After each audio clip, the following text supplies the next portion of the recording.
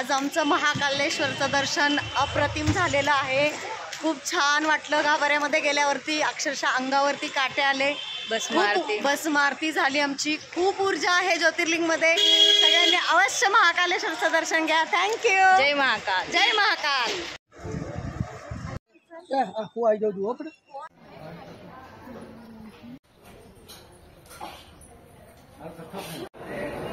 Hi guys, आज आमचा ट्रिपचा 3rd day आहे। आज आम्ही उज्जैनमध्ये मंगलनाथ मंदिरमध्ये आलो आहोत। खूप छान दर्शन झालं। पृथ्वीवरती मंगळ ग्रहाचं एकच मंदिर आहे, ते उज्जैनमध्ये आहे। खूप छान दर्शन झालं। मंगळ ग्रहाचं जन्मस्थान आहे इथं। इथे अंश रूपाने मंगळाचा दोष कोणाला असेल तर इथे शांती वगैरे केली जाते। छान दर्शन झालं आमचं। थँक्यू। जय महाकाल।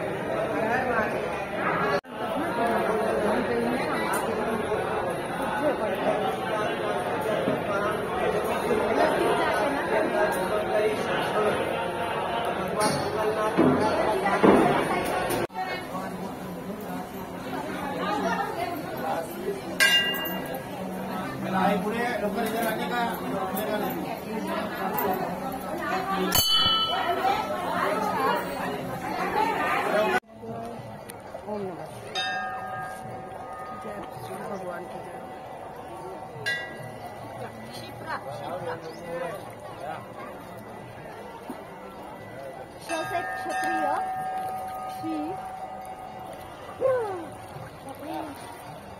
नदी का पाणी। हाय गाईज, आज आम्ही आलो आहोत उज्जैनमध्ये। हरसिद्धी माताचं आता दर्शन घेतलं। सिद्ध वटला आलेलो आहोत। इथे साक्षात पार्वती मातेने वट लावलेला आहे आणि ही मागे तुम्ही पाहताय ही क्षिप्रा नदी आहे। इथे पितरांचं तर्पण केलं जातं। आपल्या पितरांना पाणी पिंडदान अर्पण केलं जातं, त्याने आपल्या पितरांना मोक्ष प्राप्त होतं। खूप छान वाटलं इथं दर्शन घेऊन। थँक्यू। क्षिप्रा नदी सामान जातं।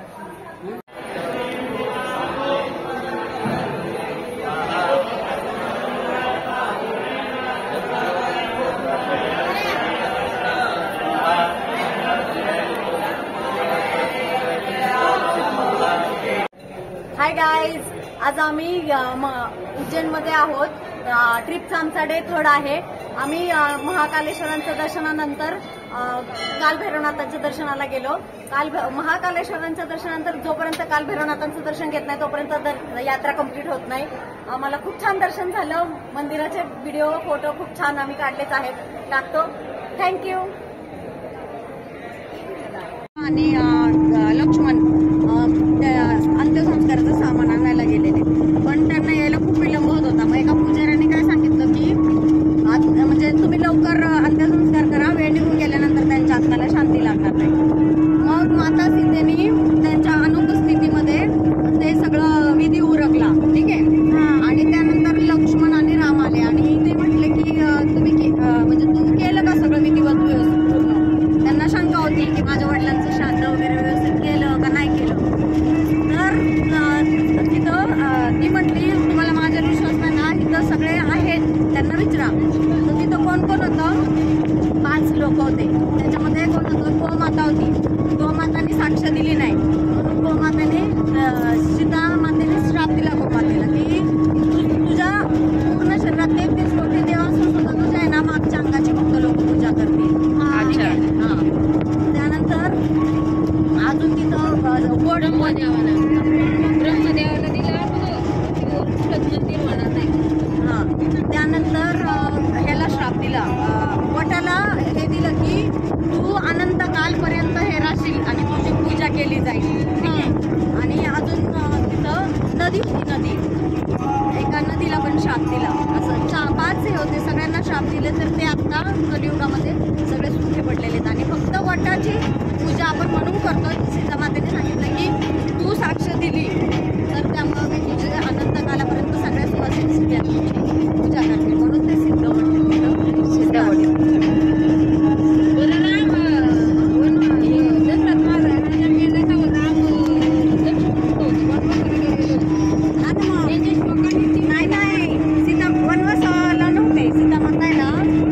सीतामाता पण रामाकडे होती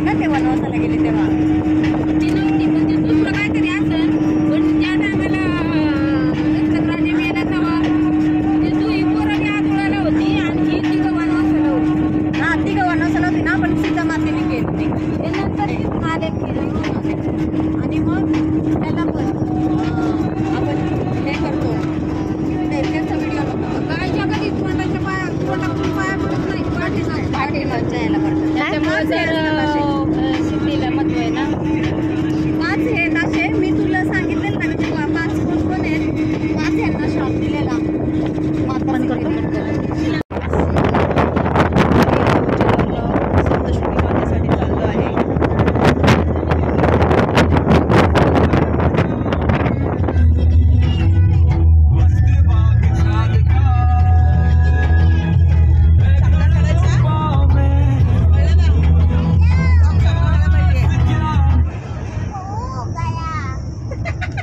गंगा है तेरी जटाओं में. हा आमचा पेंग्विन आहे.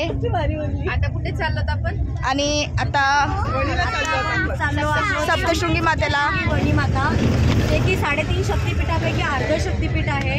आता तिथे जाऊन आपण आराम करणार आहोत आणि उद्या सकाळी मॉर्निंगला आपण सप्तशृंगी मातेचं दर्शन घेणार आहोत.